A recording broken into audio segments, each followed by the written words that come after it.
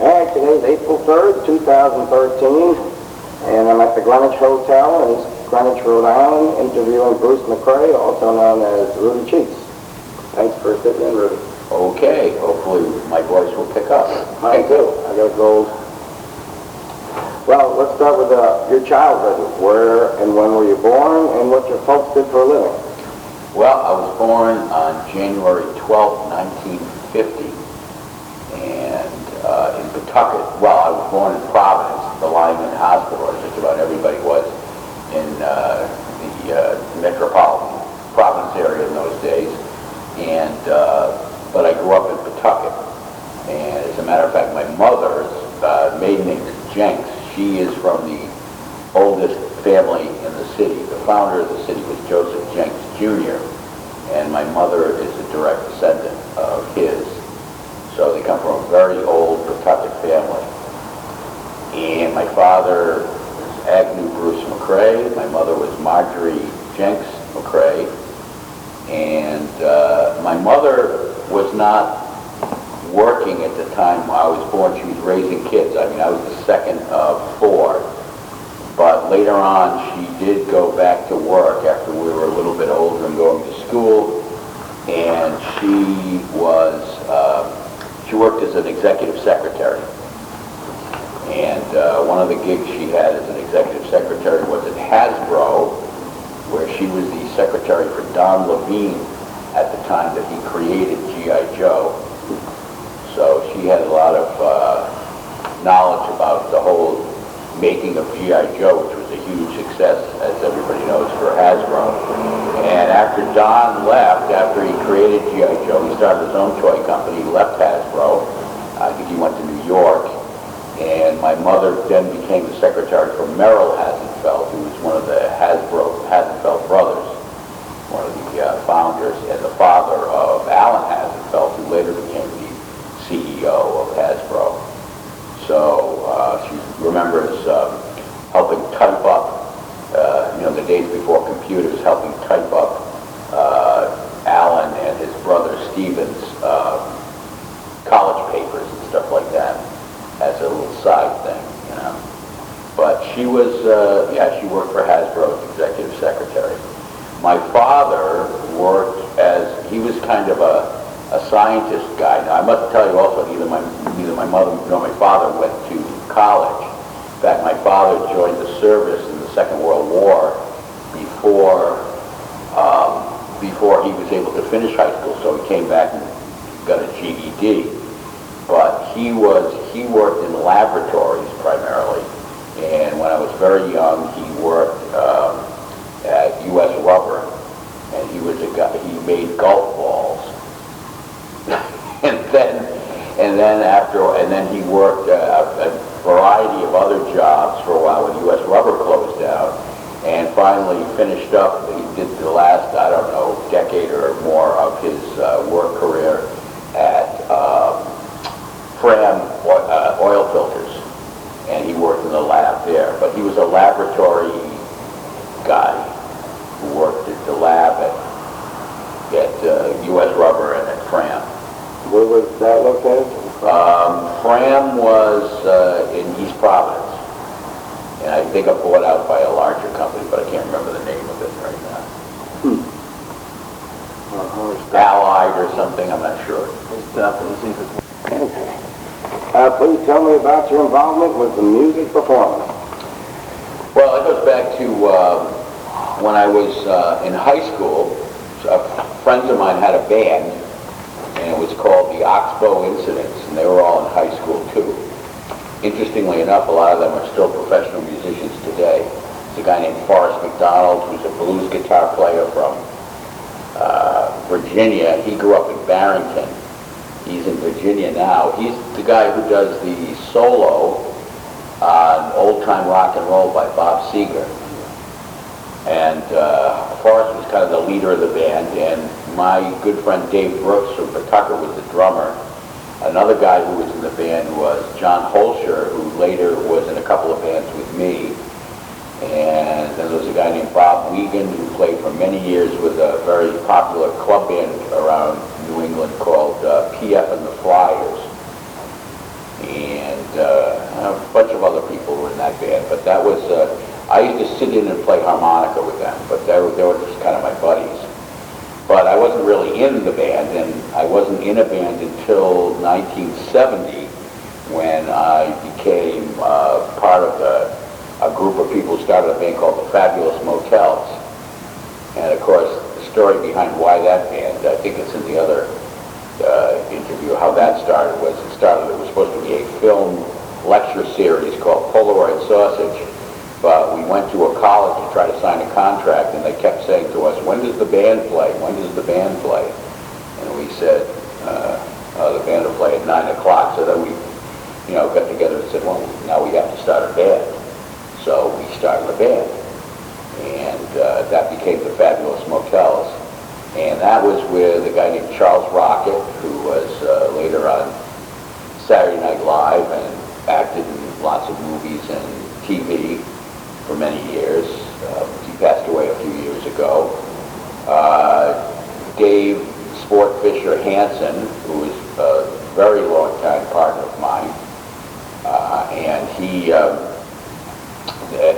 they were all at RISD, most of these people, at Rhode Island School of Design. And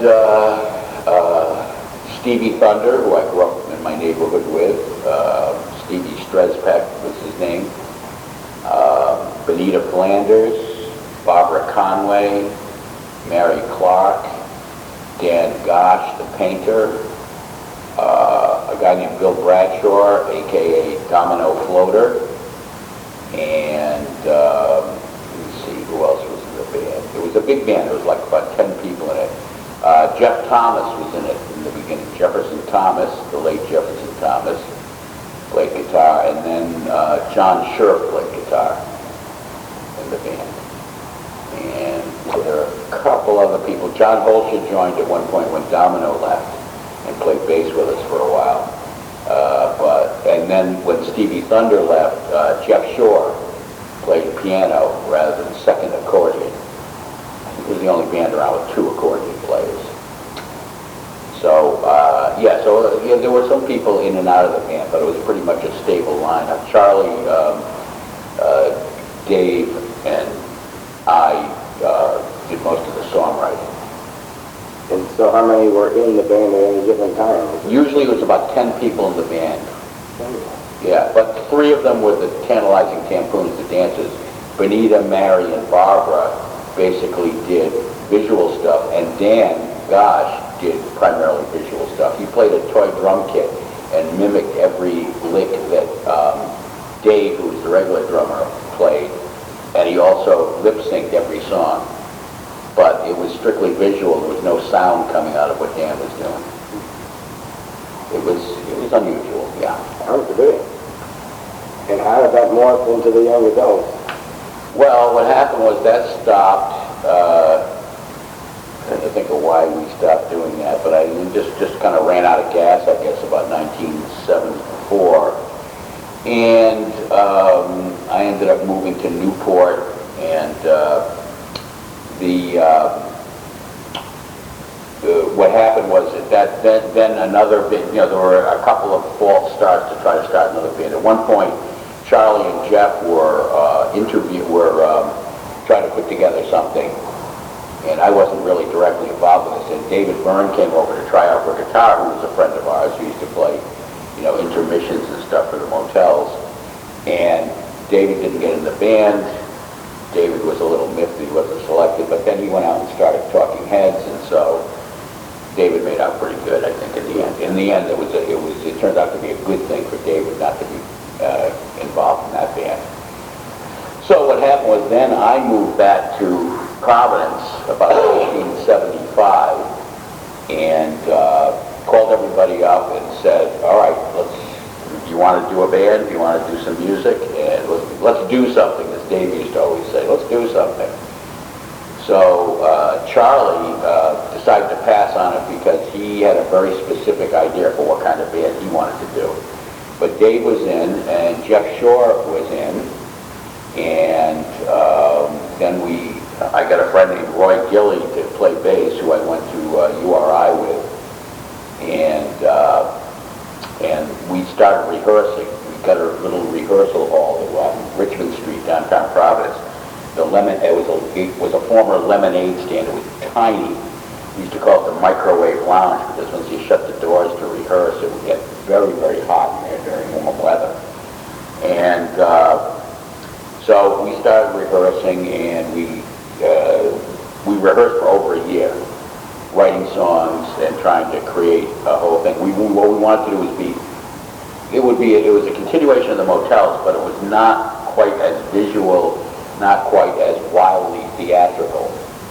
So what we did was, when we were finally getting close to ready to do a gig, we said, we got to have a guitar. We don't have a guitar player yet. So we got this guy who was a really good guitar player, this guy Tim, who was also a RISD guy. And he came over and he played like, I think, 1 or maybe 2 gigs with us. But then he left because he was really into like kind of acoustic jug band stuff and bluegrass and things like that. And we finally got the guitar player we actually really wanted, which was Ed Valley, who's this great, great guitar player. He's with Steve Smith and the Nakeds now, but Ed was playing with some soul band up in Boston, a soul review. And when we finally asked him, it was like, I think his response was something like, well, why didn't you ask me before?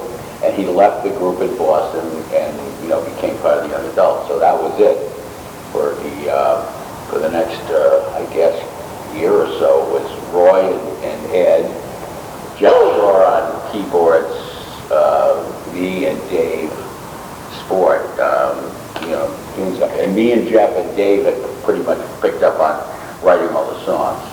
And bringing Jeff into the songwriting thing was very good because he was much more of an accomplished formal musician, and a lot of the arrangements he had a very, very heavy hand in, and that was, we sounded a lot smoother and slicker, and there was a lot of musical humor in what we were doing. Like we had this song called Kill Yourself, and in Kill Yourself there's a part where we're playing like, it sounds like this old 1920s jazz thing. And there's a line in the song where Dave sings, throw yourself in front of a train, and at that point Jeff plays the melody line on the piano of Chattanooga Choo Choo. Now, probably nobody noticed this, but we were doing this kind of stuff, so I mean the arrangements got rather very definitive. If you were going to be in this band, you had to learn stuff almost note for note. Very much compositions at that point. And I remember watching the video, you seeing a lot of props on the stage. Where did those ideas? Oh, that goes back to the Motels, and those go back before that to a band called Pigtown, which preceded the Motels. I wasn't in Pigtown. That was Tim Duffy and Charlie and Dave and Dan and Benita and Barbara. They were all involved in Motels. People were all involved in Pigtown, and that was the Tim Duffy thing. And Martin Mull, who was the actor and musician, he was also involved in the same thing, littering the stage with stuff. He used to go out on tours, Martin Mull and his fabulous furniture, and he'd just be a solo act, but he'd bring this like old furniture and stuff on stage with him. We're very big on littering the stage with all sorts of weird stuff. Is there any rhyme or reason to the props, or no? Whatever somebody found that was cool. I mean, I remember one night, this was with the Young Adults, we were in New Haven, we were playing at Yale, and we're coming back from the gig, and they had the main street was lined with these giant dumpsters, and so we said, wonder what the hell's in those dumpsters. So we got out of the truck, and we went into the dumpsters, and they were all, and I don't know where the hell this came from, but there were like thousands and thousands of flat irons. So we just started taking the flat irons. For no reason, we didn't know why. We just there were flat irons. Let's get some, And so we'd have the flat irons on stage sometimes, and you can see there's a film we made with Bo Diddley called Cobra Snake for a Necktie, where I'm playing the maracas in one hand and a flat iron in the other hand. That's where the flat iron came from. And then there was the time that we also had tutus we couldn't fit into because they were like children's or thin women's tutus that David Byrne and Mark Keogh, who was his roommate at the time, had found in this loft they moved into in Providence. And what happened was David, they tried putting them on and doing stuff with them, but they couldn't figure out what to do with them either. So they gave the tutu, the chest, the tutus came in to Dan Gosh, and Dan gave them to us when we started doing the young adults, and we tried to we hung them up on stage, and but we still didn't kind of know what to do with them. But we had them in our equipment truck, so we were doing this gig with Talking Heads just before their first album came out, and we thought, we don't need these tutus. David had these tutus, or give them back to them. So we snuck the tutu chest onto the Talking Heads equipment truck. We didn't say anything. But then the next gig, we found them back in our equipment truck. The next gig we did was Talking Heads, because Talking Heads had snuck it back into our truck. So we kept passing this tutu trunk back and forth, because nobody knew what to do with them, but we just didn't have the heart to get rid of them. So, well, that gives you an indication of what kind of people we were, which is, and I don't even know what words to describe that, but that's what we did, In that Cobra Necktie movie, you were back in Bo Diddley. So how did that come about? And well, Lupo's had opened for a couple of years, and he was wanting to get a national act and have a more and bring national acts in. And he loved Bo Diddley. It was one of his favorite musicians. Lupo is very much into 50s and early 60s rock and roll. He had a 45 record collection and everything. So he finally, when he felt comfortable enough and had enough money, I guess, to book Bo Diddley, to take a risk at booking somebody who was going to cost him a lot of money and everything, the way it worked out was he booked Bo for a week, and we were one of the more popular bands at the club at the time. And he said, "Do you guys want to do a whole week backing Bo Diddley, doing an opening set of your own and then backing Bo Diddley?" We said, "Yeah." We figured one of the reasons, that would be fun, number one, and number two, playing every night in a club for like a week or so, that would really tighten up the band too. We figured that would be a really good exercise. So we did that gig, and that was in 1977, I believe. And it went really well. In fact, we extended it a few days. It ended up being like about 8 or 9 nights, I think. And we also did a gig that time at the ACI, at the men's, maximum security with Bo. And the next year, Lupo wanted to do the same thing. It was very successful. I think it sold out all the shows. And the next year, Lupo wanted to do the same thing, and Jim Wolpaw, who was one of Richard's best friends from college, from Brown, wanted to be a filmmaker. So he decided he was going to shoot a documentary, and that's how that came about. And after he shot that, Jim went on to make a number of films, mostly short films. The only feature I think he's made is the Complex World movie, but he was nominated for an Academy Award once for Best Short, Best Live Action Short, back in the, it must have been the mid to late 80s. So, so that's how the Bo Diddley thing happened. And we shot the film in 78, the second time we played, and that was that. And the Complex World, how did that come out? Well, the Complex World movie was, in the mid-1980s, Jim had decided, we had done a couple other film projects. We did one called Comediac, the motion picture, Les Daniels and myself and Jim Wolpaw. And I guess Jim had some ideas rattling around in his head from that experience that he still hadn't resolved. So Jim came up with this idea for a movie. And so Rich, this is about 1986, I guess. The Young Adults had ceased playing 6 years earlier, about 1980 was the last time we played.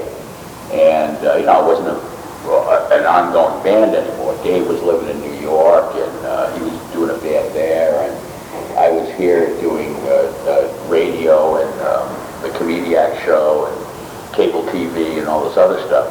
And Rich called up and he said, listen, he called me up and he said, listen, I want you to talk to everybody. We want to do this movie. And he kind of gave me a little kind of sketchy idea about the movie, and said, but we can't do this unless we have the young adults. You guys are like the linchpin for this movie.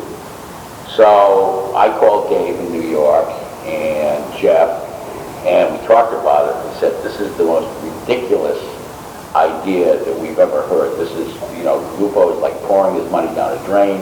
So we're in. Yeah, we'll do it, of course, because it was too insane not to do. I mean, we all came to that decision at once.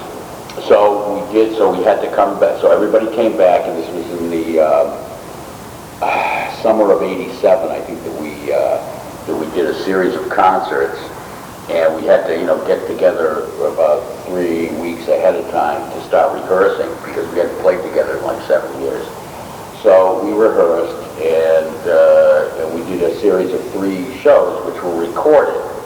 And they used those recordings for the film and also for an album which they put out, which is called Helping Others, but actually it wasn't really called that. That was the painting that Dan Gosh did for the cover of the LP.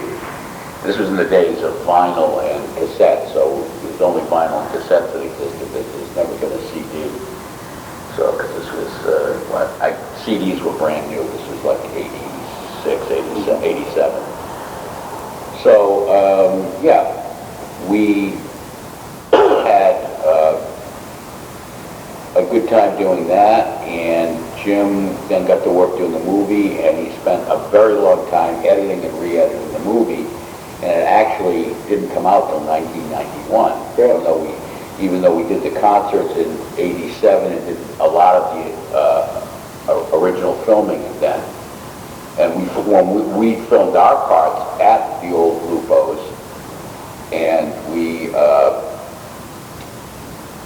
are lip syncing in the movie to tape recordings of the stuff we had recorded earlier. So. Well, that brings us to movies. As I recall reading in that other oral history interview, you went to school for film? No. I went to URI and studied sociology and history. What happened was when I fell in with the motels and everything, a couple of the people in the band were making films. Charlie Rocket was in film. He was a film major. And Stevie Thunder had a 16mm Bolex, and we were running around URI trying to get different organizations to fund the buying of the processing of the film that we were shooting. So we were constantly looking for that. We were just got interested in making films, and so I was kind of around these filmmakers, and I think Mary did still photography, little Mary Clark, who was in the motels, and we were all interested in film. But the first, I guess, formal film I got involved with about 1976 or 77. A woman named Mary Lambert, who was a senior at RISD, had got American Film Institute grant, and only a couple of people would get these things, and she got one. And she and this guy Jeff Carpenter were doing an animated piece called Rapid Eye Movements, and she asked me to do the voices for it. And I also ended up kind of rewriting the script, which was by a guy named Jamie Shreve, who was a friend of mine. And I mean, I still don't even know what the movie's about. It's very, very obscure Greek stuff. But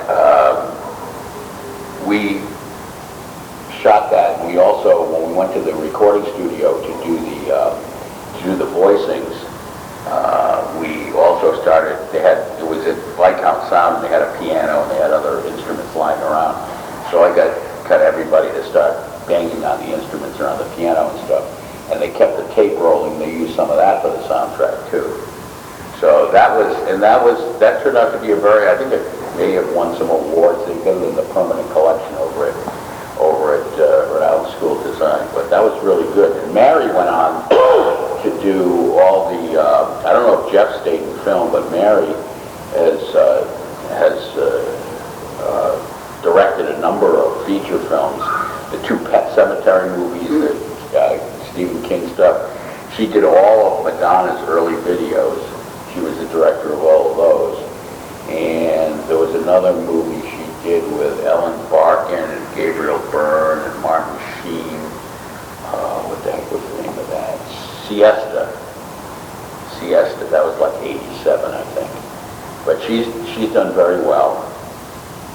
Mary's sister, by the way, was her younger sister was the Blanche Lincoln, the United States Senator from Nebraska.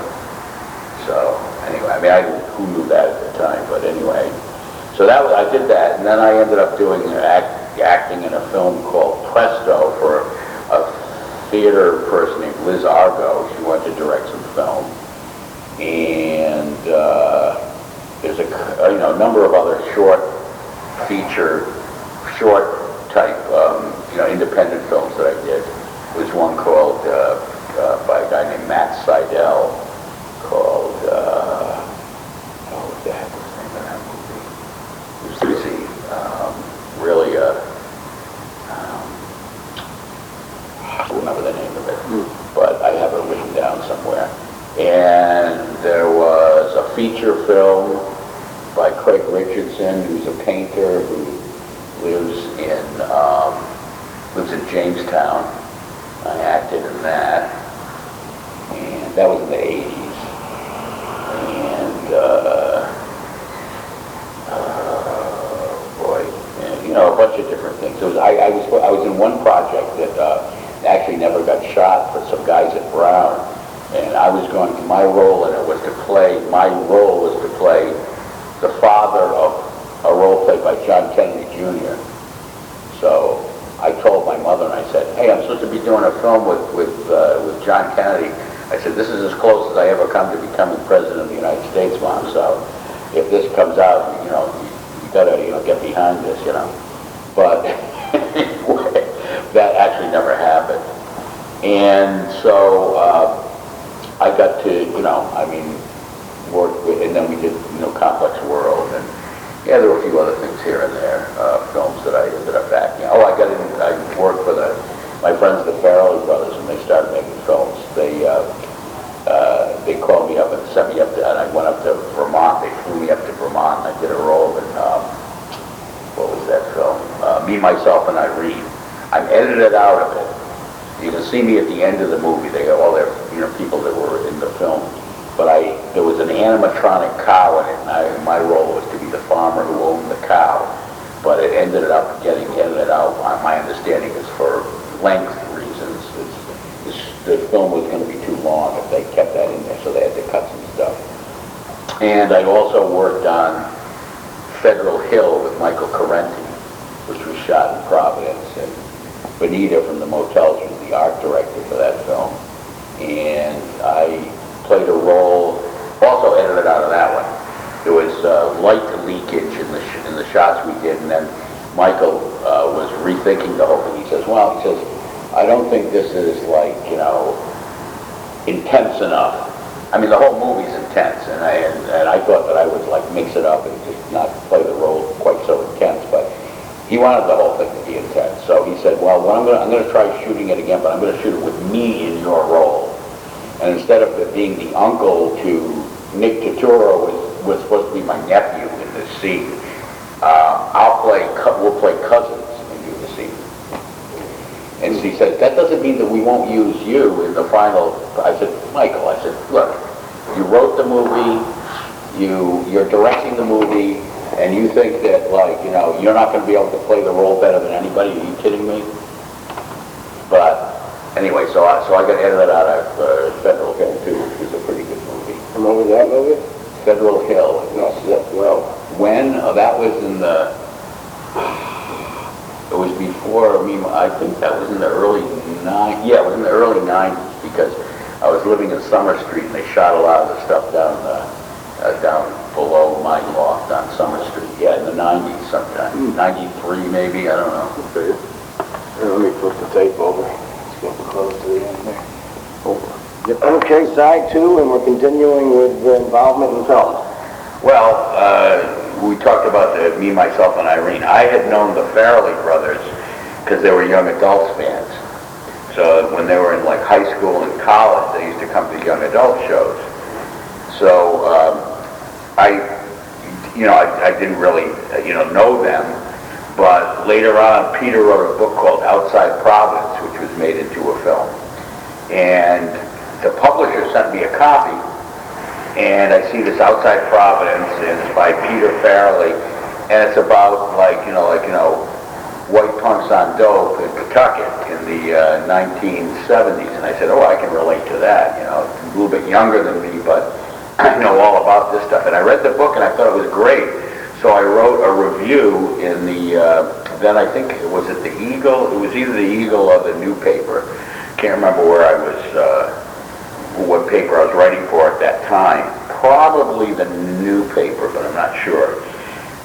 I'd have to check. But anyway, I get a letter back. Oh, I got a phone call from Peter. Peter's in Los Angeles now trying to write comedy scripts.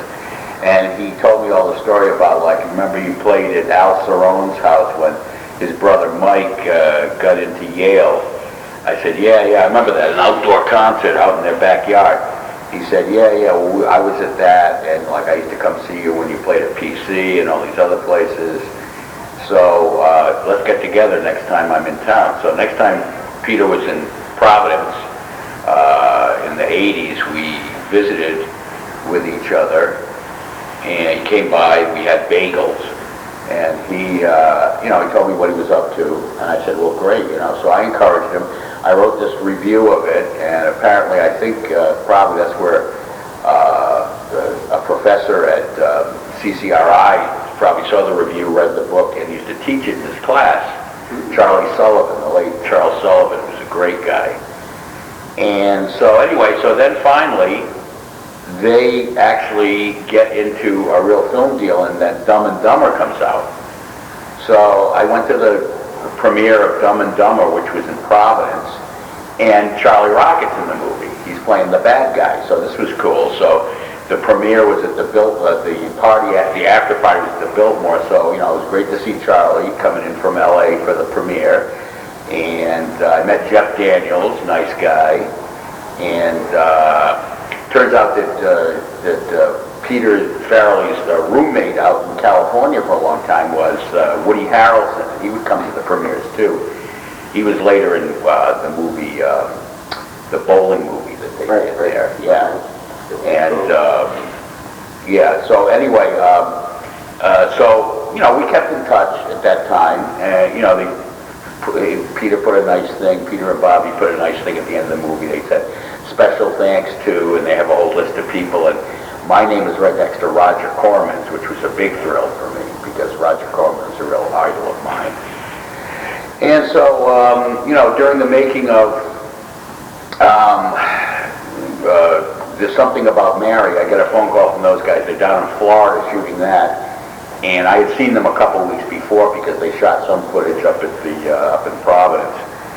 And Peter calls me up from the golf course, and he says, I think we got a great scene for you. I said, well, Peter, I hope it's a scene where I'm in it with Cameron Diaz and she's wearing very little clothing. He says, well, no, I can't promise you that, but he says, and then I never hear from him again. So I said, all right, well, maybe I threw him off with that. But then later on when he's shooting, I guess he makes these decisions like boom, boom, like real fast. Because he calls me up when he's shooting Me, Myself, and Irene, and I didn't see him when he was shooting the Rhode Island stuff in Jamestown for that. But I get another phone call from Peter. He's up in Vermont, and he's shooting they're shooting Me, Myself, and Irene, and he says, what are you doing? It's like, it's summer, and I said, well, I'm not really, incredibly busy. He says, what are you doing in 2 hours? I said, I don't know, and he goes, we're going to send a car for you. It's going to take you to Logan Airport. We're going to fly you up here to Burlington, Vermont to do this, to do a scene in this movie. I got a great role for you in this movie. So I said, okay, yeah, I can do that. So I flew up to Vermont, and we got rained out that day, but we shot it another day, and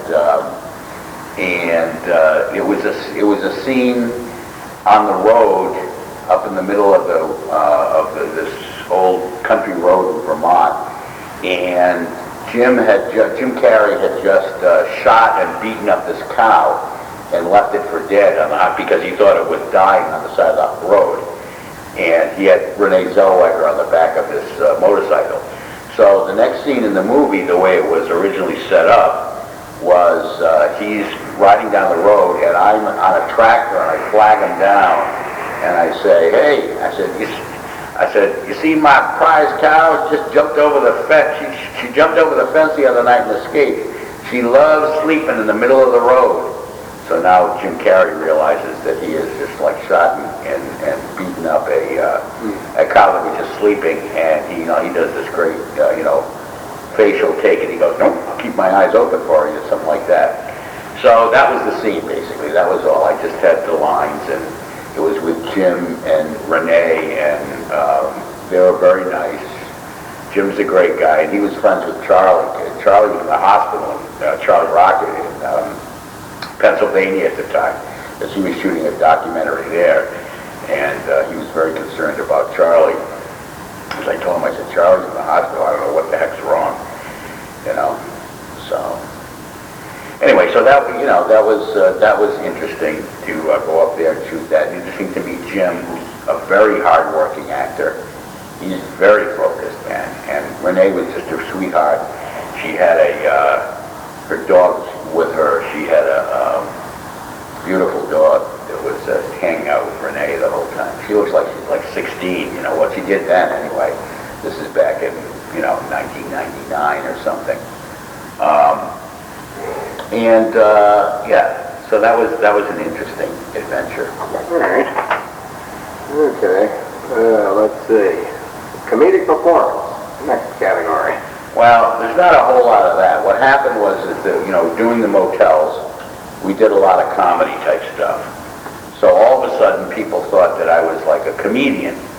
So when Rich Lupo and Jim Wolpaw started running this club called the West End, across the street from Lupo's, they decided they'd have comedians there. Now, nobody else, this is before they were doing it at the arcade, before they were booking comedians. So it was like kind of the first place in town to do stand-ups.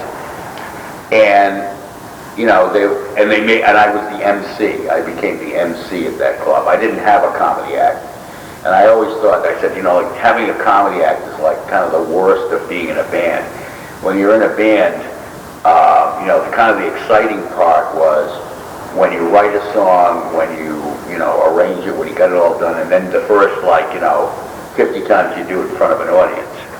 And then after that, your interest in that song dwindles. You want to move on to the next songs, right? Well, stand-up comedians are like, you got to do it 50 times in front of an audience before you got it down right. And so just at the time I'm really sick of it, that's when the audience starts responding. And that drives you nuts. I'm going to do that with music too. So anyway, I wasn't really interested in getting into that as a profession, as being a stand-up comedian. But these people kept believing that I was supposed to do that. So at one point, I would be an MC, and I did MC jobs all the time, and that was fine. And it could be funny for just a couple minutes, but I like to keep it very brief. And I don't have an act that I'm trying to hone. So one time I got a call from Randy Dean, who owned the Living Room. This is sometime in the 1990s too, and he was doing a show. He had Warren Zevon was booked, and Warren didn't want a band opening for him because Warren was just going to do a solo piano thing. He didn't want a loud band that was take the spotlight from him. So Randy kept begging me, you got to do a stand-up act. I said, Randy, I don't have an act. But Randy kept calling, and Randy kept telling me, you got to do it. He's got to have a comedian open for him. There's no comedians around here. This is before, Charlie Hall and Frank O'Donnell and those guys started doing their thing. And so it must have been, maybe it was the 80s, I guess. Yeah, it was sometime in the 80s, mid-80s. So I finally told Randy, okay, Randy, I'll do it. I said, I don't want to do it, but I'll do it for you, because Randy's a good guy. So I went down and I did this, and nobody wants to hear me. I walk up on stage. This is just as I feared. I get up on stage, And after like about 2 minutes, people are throwing beer at me. They're like, young, and so finally I exited the stage after, like I did about 8 minutes probably, I mean, I was supposed to do 20, but I figured, I said, Randy, I'm doing you a favor by exiting the stage so soon, because if they kept throwing this beer, they would destroy the piano you rented from Avery Piano, and it would cost you an awful lot more. So, I think I'm doing you a favor here. Warren understood. I came back out to the dressing room, and Warren's there, like in his underwear, and he's just going, yeah, I know. I said, well, what are you going to do, Warren?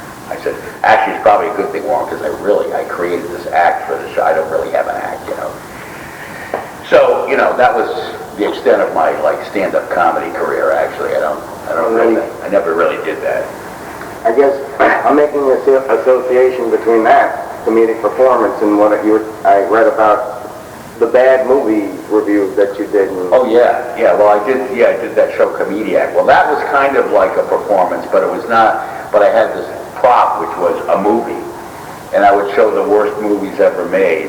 We did start doing this about 1979, 80, and at a number of different nightclubs. And I did it 2 nights a week, and I would show films like Plan 9 from Outer Space, The Creeping Terror.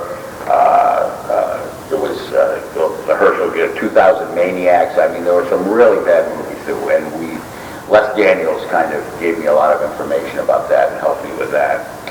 And I had a microphone, and I would interact with the film, just the way you would if you're watching bad TV and you start yelling at the TV at home. And that was the idea behind it.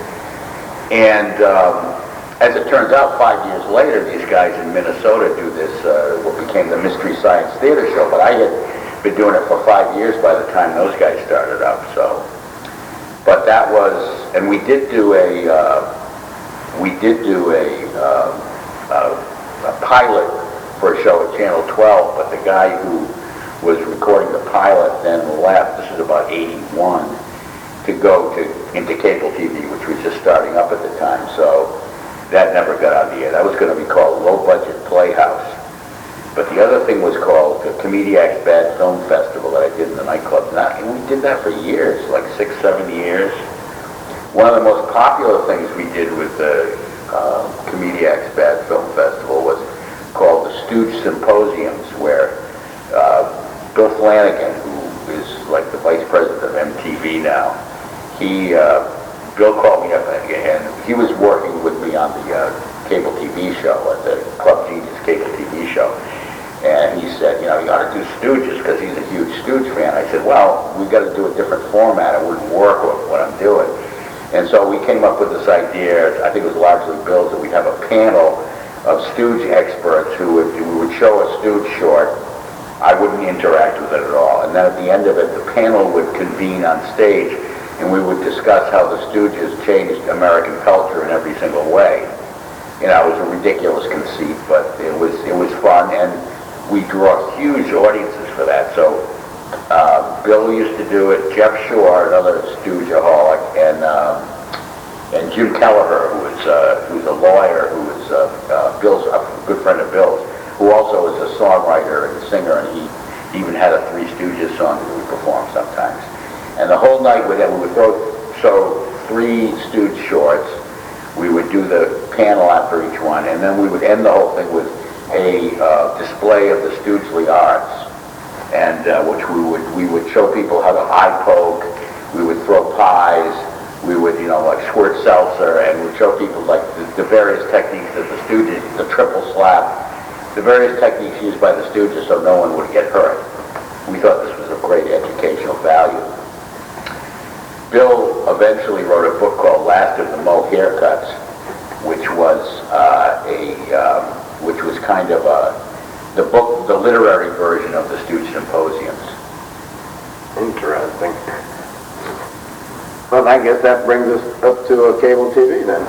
Yeah, well, about 1981, 82, I guess, I got a call from Manu Caprillion, a friend of mine, and he has become cable is just starting in Rhode Island. And the first studio to go online to actually be able to produce stuff out of studios before all the other studios that were just being built at that time was the Cranston Johnston Cox franchise. And has become the program director there, and he's got a very ambitious idea about he had Steve Cass and a few other people do TV shows, and he asked me if I wanted to do a show. I said, sure, I want to do a TV show, and then you find out you need a lot of people to work on it. So I called up Benita, and Tom Zorobedian, who is, I think, I don't know if he's the assistant dean or something in the film school at URI now, but he was like, a guy I went to college with and was at the time, I think he just got his PhD in film studies, but he was hot to do this too.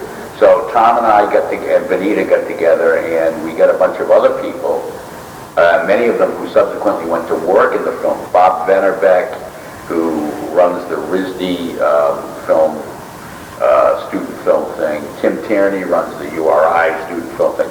This was their first adventure in video and TV. So, they run the video TV things at those respective colleges. So we had a whole bunch of people who volunteered. Nobody got paid. We didn't have any money. And although we were on local origination, which means that you could sell commercials. But rather than actually be very aggressive about selling commercials, we had one commercial, Leo's Bar, John Rector, one of Leo's, called me up and said, I'll give you some money, because we could make it. I said, yeah? He said, yeah, I'll give you $500 to do a Leo's commercial, but the rules are this. Make this a commercial that no one who's seeing it in Cranston and Johnston will want to come to Leo's. I said, that's my kind of commercial, I can do that. So we made a ridiculous Leo's commercial with, people, it was ridiculous, just take my word for it. And and John gave me the money, and so that helped us buy videotapes and stuff. And there was some other video shop on Atwell's Avenue that gave us money, and we did a commercial for them. That was more like kind of a regular commercial. But we were able to do that for a couple of years, and that was Club Genius was the name of the show. And we had and we had a lot of the bands that were popular at the time in the Providence area played on Rubber Rodeo, and the Debutantes, and the Schemers, and the Incredible Casuals from Cape Cod. A lot of these bands performed on the show. And so that was when Duke Robillard and the Pleasure Kings were on the show. So yeah, that was the cable TV thing. That lasted for a couple of years, but it was good. They kicked us out when they found out that I was having meetings with the people who were making the show, and telling them, watch PM Magazine and do the opposite of whatever they do. Because what they had, equipment, they had resources, they had a budget. We didn't have any of that stuff. So, it was like one night the set almost fell down, and I said, they averted the camera, and I said, because the show was going over the air live, and I said, next time the set starts falling down, zoom in. Do not turn the camera the other way. Zoom in on it. Show that. I said, because that's what we got going for us, is the fact this is live, and this is real, and we're making it up as we go along. And PM Magazine, which is scripted and well put together, we can never compete with that. If we try to do what they're doing, we'll just look like a bad version of them. Whereas what we're trying to do, nobody could do this. Nobody can do this because nobody's going to do anything this ridiculous. And did you say that you're working on a TV show now or some kind? Yeah. Well, right now, Jonathan Flynn, Nate Flynn, and I are working on a show called Meet Me at the Met for PBS, RIPBS, Channel 36. And, we're working with them, but once again, they don't have money. So we've got to come up with underwriters. So we've been working on this for about a year, and it's going to be live bands at the Met. Now, this is totally doable, but we do have to have some money at some point, because it would be nice to get paid, because I don't have any money, you know what I mean? And Nate doesn't either. So we got to get underwriters. And so far, we're just starting to go and see people about that, to try to get people to, you get like the underwriters, it's like a commercial, but it's like 15 seconds long or something. They say, this program is brought to you by, the people at Benny's or something like that, or Carney's, And so we're hoping that that's going to work out. But, once again, it's all being, I mean, when I did the cable TV show, I was sleeping in somebody's attic. And right now, I don't have a place that I actually live at. I'm staying with friends. I mean, I don't make money. This is the problem. But I do, as I like to, what I want to do, and I've been able to create a lot of stuff without having made. I made money with the young adults. I made money in radio, and and every now and then I make a little bit of money, but it doesn't last for long. Now, speaking of PBS, did I read something about you were involved with some documentaries? Yeah. Oh yeah. In 1996, they were shooting a documentary, and they shot a couple of. It was a group called the what was it? CNAM, something for Center for New American Media, and they're in New York, and it's these guys Louis and Paul, and there's a few guys who were involved in this, and they were in Rhode Island. They were shooting a show called, it was called Vote for Me, Politics in America. I think this is 96, I think they were doing this. And they had a segment on Johnston, they had a segment on Buddy Cianci. So they had asked me to be interviewed in the segment about Buddy Cianci. And I became friendly with these guys. And they had this film, and what they do is they'd make these documentaries. They've made a lot of documentaries. They're very good. And then they would place them on national PBS. They'd run them nationally. And this one was going to run for a couple of nights nationally. It was like two-hour segments. So they go back to New York. They're editing and stuff, and they can't find a narrator that they like. So they said, well, how about that guy in Rhode Island? How about that Rudy Cheeks? So they called me up and said, do you want to come to New York and be the narrator of this? And I said, yeah, sure. So I went to New York and for a couple of days, and I did the narration for that film that came out later. And, Buddy actually had a premiere event over at PPAC that and when he found out that I was doing the narration, he said, so have you got a copy of the film, an early copy? I said, yeah. And he made me come down to his office and show it to him, and then he said, well, we got to have a big premiere in Providence before it goes on TV. So we did all that back in 96. And then a few years later, in 2000, they do another one called, the same guys, the Center for New American Media does one called, it's also part of a series, I guess this was People Like Us, Social Class in America. And they called me and hired me to be the narrator for that too. So that also ran on national PBS. And interestingly enough, the night that was supposed to have its premiere in New York City, it was downtown New York City, was September 10th, 2001. And I was supposed to go down there for this, but I had recently been married, and my wife wasn't feeling well, so I didn't go. And it was like the next morning we were watching on TV. We would have been right there, because we would have probably stayed somewhere downtown. We would have been right in the middle of it. But that was, that ran. And then later on, a few years later, this is through those guys, through the Center for Louis and Paul, I got a phone call a couple years later from a woman named Cherry Arnold. And Cherry is originally a Rhode Islander, so she knew who I was, but I'd never met her before. We have a number of mutual friends in common, it turns out. But she calls me out of the blue. She has been a photographer's representative in New York, and she wants to make a documentary. She wants to make a documentary about Buddy Cianci. I said, well, that's a great idea. So somebody should. He says, well, will you have lunch with me? So I went to lunch with Cherry, and I met her, and I ended up doing some work on that, kind of like an advisor to that. I told her where all the footage, the campaign footage and stuff, who had all that, and where to get her hands on that, which was a large part of the film.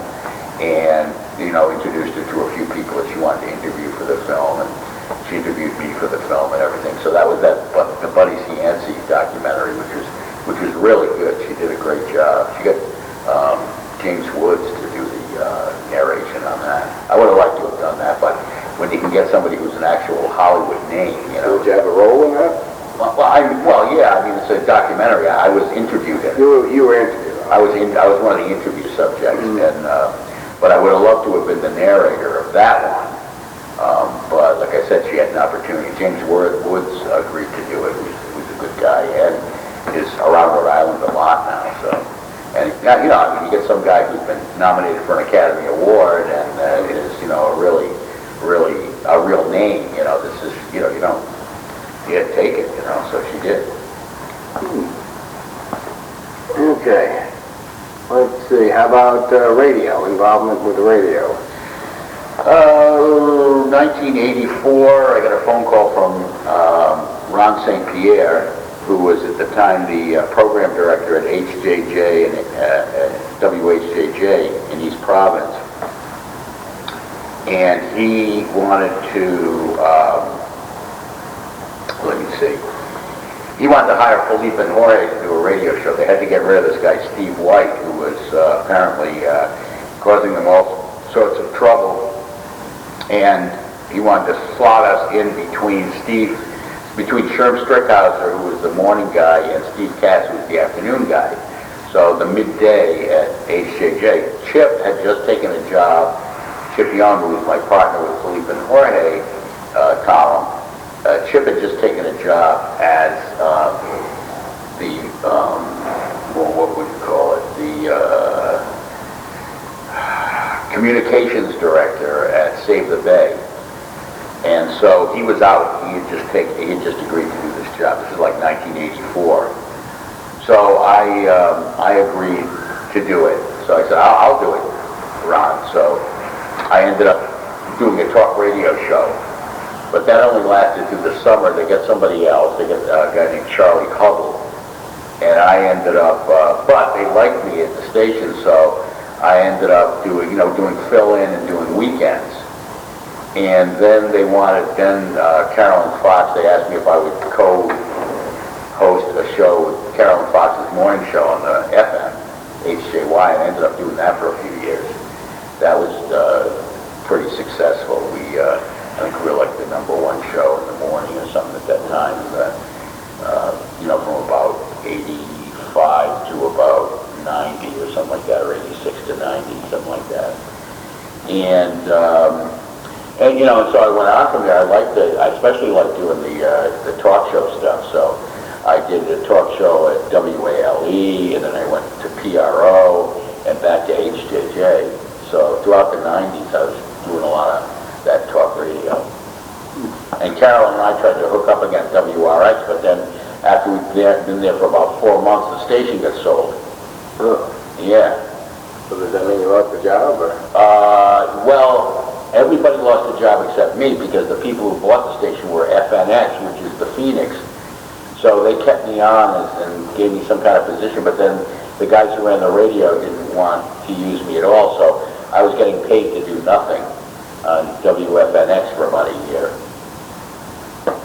That was a weird thing, but that was, and then the final radio thing I can tell you about is that in 2003, I was hired as the radio director at Insight, which is a nonprofit, which it does work with folks who are blind and visually impaired. And I ran what's called a radio reading service, where I'd have 100 volunteers, and they would come in and read newspapers and magazines and stuff, and it was like that. And I ran that for like 8 years. That was like like a legitimate job for me. And it was very demanding, but very rewarding. Okay, time to flip. Tape number 2, and we're going to move on to Bruce's writing experiences with magazines and newspapers and such. Well, I started doing that with the new paper. I wrote a couple of articles. Well, actually it goes back to college. When I was at URI, I had a newspaper column of my own my senior year. It was called the Cheeks Letters. This has got to be about 1972. And, I didn't write again for a while. And then when I was doing the young adults, I was approached by Ty Davis over at the new paper to write a couple articles about this or that. And I enjoyed doing that. And what happened was that I was not happy with one of the editing jobs on one of the articles that I had written. So I said, I don't want to do this anymore, I don't think, unless I can have more control of things. Chip Young, who was my writing partner eventually, was writing a sports column for the newspaper, and I guess he had a similar experience with something or other. I mean, nothing against Ty. Ty was great, and a great guy to work with and work for. But he had some people who were doing editing stuff that we were not very crazy about. So, anyway, these guys from Connecticut come to town who had worked at the Connecticut Alternative newspaper, and Hartford paper, I guess. And they set up what's called they're setting up the Providence Eagle. And they put some kind of an ad in the back of the Eagle, the first couple editions of the Eagle, saying, will Rudy Cheeks please call us, or please come to our office, or something. It's like, being summoned to the office by the principal. So I go over to their office, I guess, one day, and I just say, so what is it, what do you guys do? Well, we'd like to hire you. So apparently the thing is this, they're all from Connecticut, and they're trying to get some kind of Providence, Rhode Island credibility. And they hear about me somehow, and they figure that I might be the guy. So I say to them, all right, well, here's the thing. If you want to hire me, I says, I want to write a column called That Proves It, which is a line from Plain Night from Outer Space, humor column. I've got this column Chip and I proposed. This is actually why Chip and I left the new paper. We proposed a column called Philippe and Horry's Cool Cool World. We told them what it would be. It was going to be making fun of the Providence Journal and all the media, and like we would be gay guys in the column and blah, blah, blah, all this stuff. And they said, that's ridiculous. We can't do it. We're not going to do that. So I said, oh yeah, we got this column, Philippe and Horry's Cool Cool World. I got a sports writer for you to write a sports column. I've got a film reviewer, Les Daniels. And I just start telling them, like staffing the whole paper and telling them, I want to do this, I want to do that, I want to get you to hire this guy, and they go along with all of it. This was the part that was amazing. They say, okay, yeah, we'll do that. All right, we'll get Chip, we'll hire Les, and all this other stuff. So I said, oh, great. So like I'm running the newspaper, but I'm really not. I'm just, So we started writing for the Providence Eagle, and this was great, that we were really trying to create a paper, and they were too. Their whole intention was to create a more newsy, write some more news stuff. The new paper at the time was mostly arts and entertainment, but they wanted to mix arts and entertainment with more news and commentary stuff. And we were highly in favor of that approach. Chip and I, anyway. So Chip and I, and it gave Les a chance to, Les, it gave him sandwich money for the afternoon, So and plus Les was a genius, and he knew an awful lot about film. And eventually Carolyn Knapp came on there, who became a great writer. She wrote Drinking a Love Story, which was a book that won a lot of awards, and she was the staff writer the day she got out of Brown. She was there with us at the Eagle, and it was good. It was good for a while, but then they got into money problems, and Chip and I kind of made a lot of noise about the fact that the first 7 people who got down to the bank got their checks cashed that week, and everybody else didn't. You know, you had to wait a few because there wasn't any money in the bank. And, you know, the publisher was like kind of claiming, you know, no knowledge of this, but I checked with some people I know that worked at a bank, and they said, oh no, he calls every 2 hours to find out what the bank balance is. So finally we just said, well, we've had enough. This is not good. It's screwing too many people. So we decided we'd quit and go back to the newspaper because Ty Davis, the newspaper, kept asking Chip and me to go back. So finally I said, all right, let's go with Ty. So we announced this on the Channel 6 News one night, and the publisher of the Eagle was watching it, and he was a little bit pissed. So he immediately tried to claim that he owned copyrights of Believe in Heart. The only thing is we were freelancers, and the law was very clear at that time that freelancers owned their own product, that we were just at work for hire. So the whole thing ended up in Superior Court. And we ended up settling out of court. But when is the transition period taking place? This is going on about 85, 86, I think. And within, you know, as we predicted, within about 3 or 4 months, the IRS comes in and closes down the Eagle because of, you know, the money they owe you back taxes. Right. So now the newspaper is the only game in town. And right around this time, the Phoenix comes down, and they want to go expand into Providence, the Boston Phoenix, and, you know, they were talking to both the Eagle and the newspaper, but the Eagle was obviously in worse financial shape than the newspaper, so the Eagle all of a sudden is out of it, so it becomes, you know, pretty easy that the Phoenix, you know, so Ty sells the newspaper to the Phoenix, and it becomes the Phoenix's newspaper for a couple of years until then the Providence Phoenix. But all this time we're writing Felipe and Jorge, and it moves from the Eagle, where it started, to the newspaper, to the Phoenix. And we're still going. That's like 33 years we've been doing it. Oh, yeah. All right, Rhode Island Music Hall of Fame, which is only 2 years old, I suppose. Yeah, it's very new, and a bunch of people, I can't even remember, because somebody was asking me the other day who asked me to be involved in it, but it was really, Rick Belair is the guy whose kind of dream it is, Medrick Belair. He's been working on something like this for a number of years. He has an incredible record collection, an incredible memorabilia collection, and an incredibly deep knowledge of music, particularly music from Rhode Island. And so Rick was one of the original guys, and when they got Bob Billington from the Blackstone Valley Tourism Council, or Blackstone Valley, I think it's Tourism Council is what he's the head of. He has the kind of expertise in areas that Rick was lacking.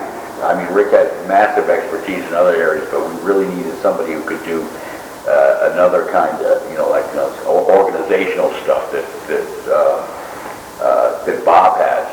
So Bob and Rick are really kind of like the key guys there, and there's a great board of directors. There's like about 15 people on that, although we do, and we're very strongly looking for more variety, more of diversity on that. We need more women, we need people of color, and all sorts of things like that.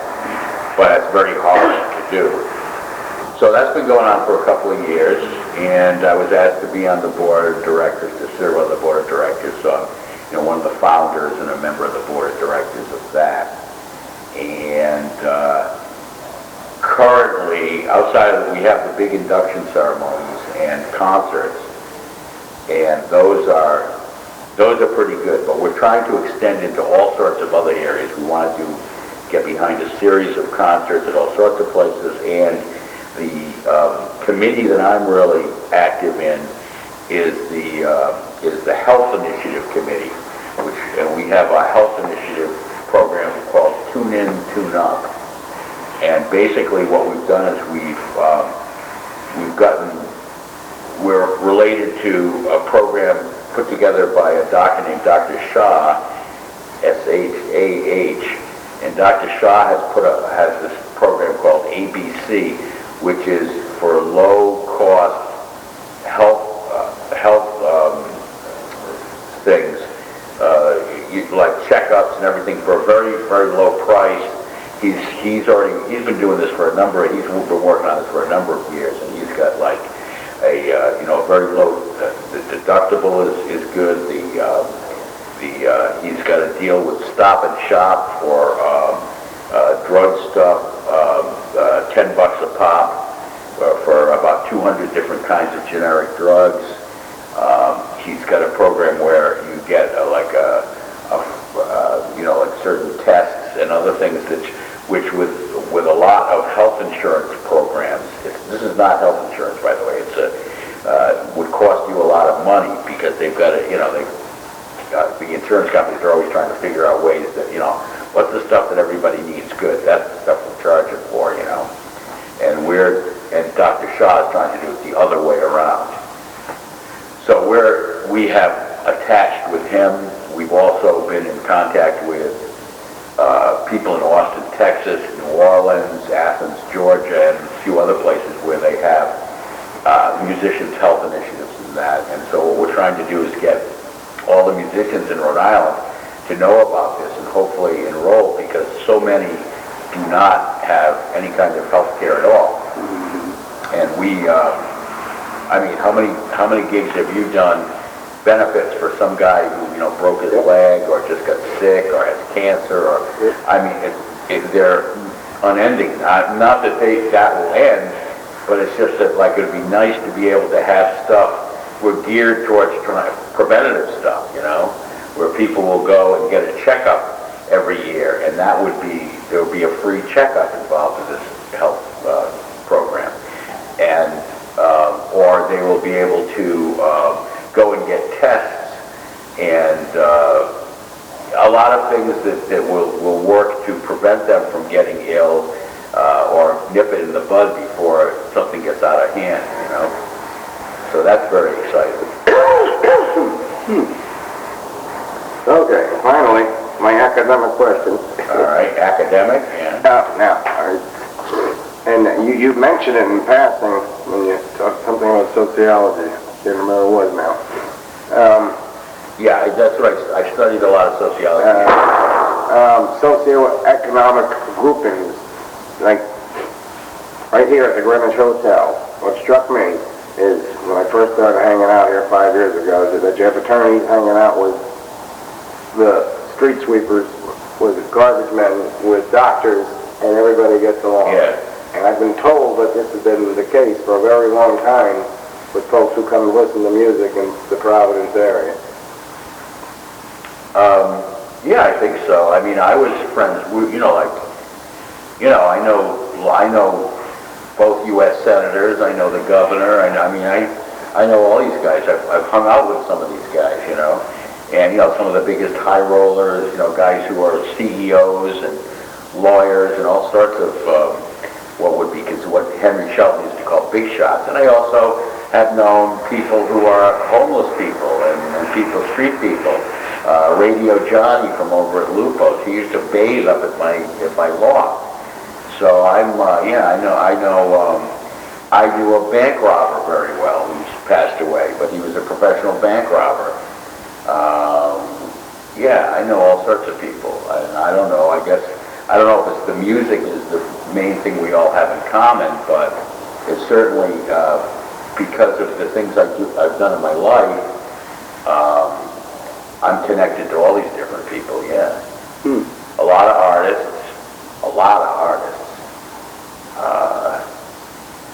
People who are like, up in the local big shots, and street people. Yeah, I know them all, yeah.